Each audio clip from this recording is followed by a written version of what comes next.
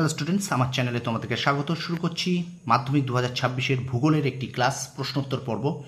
দেখতে পাচ্ছ short questions express মাধ্যমিক 2026, যেটা আমি গতকাল থেকে শুরু করেছি। তোমরা জানো সোম, বুধ, শুক্র ইতিহাসের শর্ট প্রশ্নের ক্লাস হবে এবং মঙ্গল, বৃহস্পতি, শনি ভূগোলের। এই যে শর্ট কোশ্চেনের ক্লাস আমি চ্যাপ্টার ভিত্তিক করব এবং এই শর্ট কোশ্চেন ক্লাস করার একটাই উদ্দেশ্য, তোমাদের প্রত্যেক দিন যাতে শর্ট প্রশ্নটা একটা রিভিশন হয়, তোমরা যাতে প্রতিটা দিন শর্ট প্রশ্ন রিভিশন করতে পারো, সেই প্রচেষ্টা আমার কিন্তু থাকছে। ঠিক আছে, তো প্রথম থেকে শেষ পর্যন্ত ভিডিওটা দেখো, একটু স্কিপ করো না। আর আমার চ্যানেলে নতুন হলে অবশ্যই চ্যানেলটাকে সাবস্ক্রাইব করো, পাশে থাকা বেল আইকনটি প্রেস করে রাখো। আর অবশ্যই তোমার বন্ধুদের মাঝে একটু বেশি করে শেয়ার করে দাও। ঠিক আছে, চলো শুরু করি ক্লাসটি। দেখো প্রথম প্রশ্ন, দেখো আমাদের প্রথম যে অধ্যায়টা আছে বহির্জাত প্রক্রিয়া ও তাদের দ্বারা সৃষ্ট ভূমিরূপ।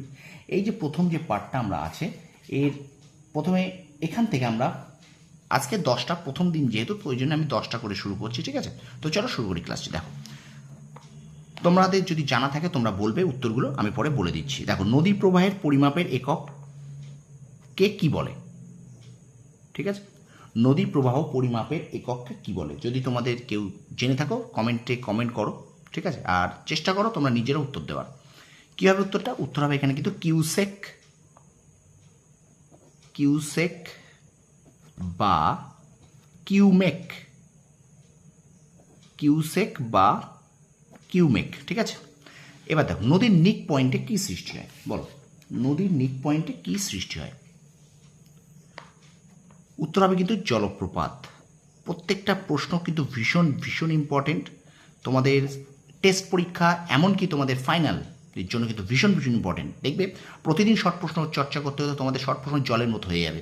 শর্ট প্রশ্ন কোনো সাজেশন হয় না, শর্ট প্রশ্ন কিন্তু রোজ রোজ পড়তে হবে। আচ্ছা, পরের প্রশ্ন দেখো, অতি গভীর ভি আকৃতির নদী উপত্যকাকে কি বলে? অতি গভীর ভি আকৃতির নদী উপত্যকাকে কি বলে? বলো, কী হবে উত্তর? বলো দেখি, 5 সেকেন্ড সময় দিচ্ছি আমি। গিরিখাত। ঠিক আছে, কি বলে? গিরিখাত বলে। ওকে, আচ্ছা এবার দেখুন, দুটি নদীর অববাহিকার মধ্যবর্তী উচ্চভূমিকে কি বলে? দুটি নদী অববাহিকার মধ্যবর্তী উচ্চভূমিকে কি বলে? চলো 5 সেকেন্ড সময় দিচ্ছি,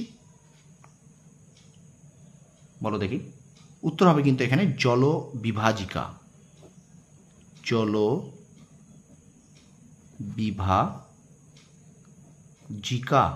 জলবিভাজিকা। ঠিক আছে, এবার দেখো জলপ্রপাতের পাদদেশে কি তৈরি হয়? বলো, জলপ্রপাতের পাদদেশে কি তৈরি হয়? জলপ্রপাতের পাদদেশে কি তৈরি হয়? বলো।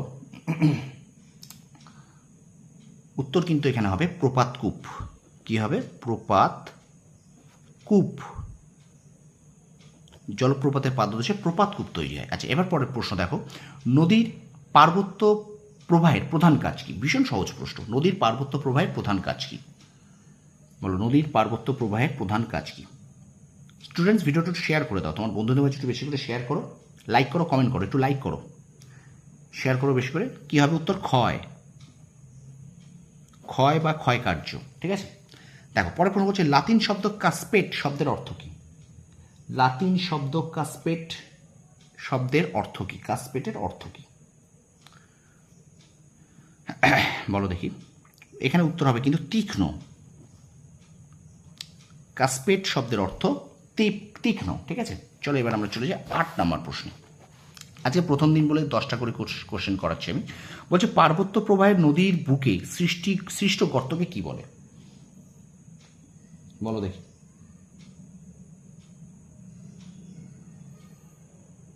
পার্বত্য প্রবাহে নদীর বুকে সৃষ্ট গর্তকে কি বলে?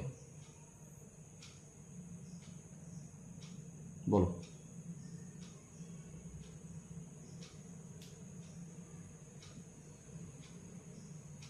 এটা উত্তর হবে মন্থকূপ। কি বলে? মন্থকূপ বলে। ঠিক আছে, আচ্ছা পার্বত্য অংশে নদীর নিম্নক হয় কোন প্রক্রিয়া ঘটে?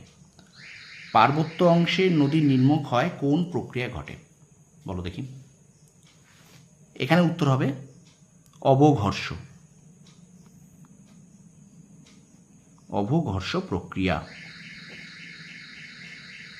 ঠিক আছে, আচ্ছা শেষ প্রশ্ন দেখো, অবরোহণ ও আরোহণ প্রক্রিয়ার মধ্যবর্তী অবস্থাকে কি বলে? অবরোহণ ও আরোহণ প্রক্রিয়ার মধ্যবর্তী অবস্থাকে কি বলে? এখানে কিন্তু উত্তর হবে পর্যায়ন। কী হবে?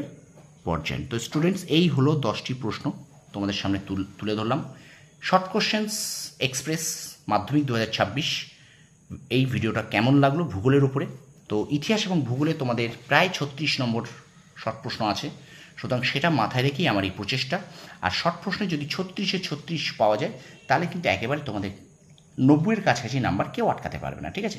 সুতরাং শর্ট প্রশ্ন কিন্তু জোর দিতে হবে তোমাদের। বারবার বলছি, বড় প্রশ্নের পাশাপাশি অন্তত 1 থেকে 2 ঘন্টা প্রতিদিন তোমরা যে কোনো সাবজেক্টে শর্ট কোশ্চেন তোমাদের কিন্তু 1 ঘন্টা করে একটুখানি পড়ে রাখো, ঠিক আছে?